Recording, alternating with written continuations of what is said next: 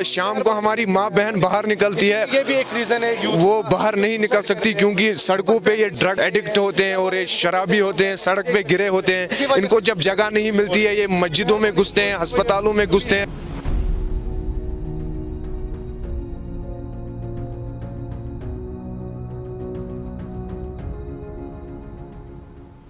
السلام علیکم ورحمۃ اللہ وبرکاتہ۔ جی میں کشمیر کے سری نگر علاقے ڈل گیٹ علاقے سے ہوں اور میں گورنمنٹ سے اپیل کرنا چاہتا ہوں، یہاں کے جو ڈرگ ڈیلرز ہیں اور یہاں پہ جو نئی نئی وائن شاپس کھل رہی ہے، میں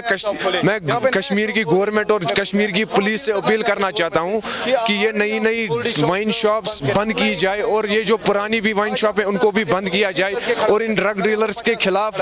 سخت سے سخت کارروائی کی جائے۔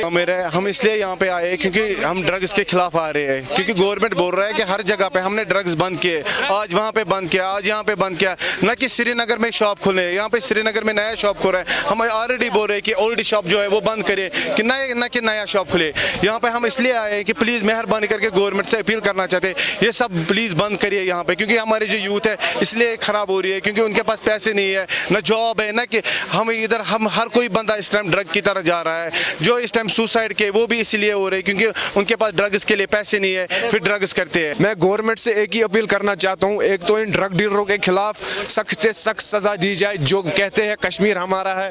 وہ کشمیر کے سدسیہ نہیں ہے جو یہ ڈرگ بیچتے ہیں ادھر۔ میں گورنمنٹ سے ایک ہی اپیل کرتا ہوں، جے کے پولیس سے اپیل کرتا ہوں کہ اپنے علاقے میں جو بھی ڈرگ ڈیلر ہیں ان کو سخت سے سخت سزا دی جائے۔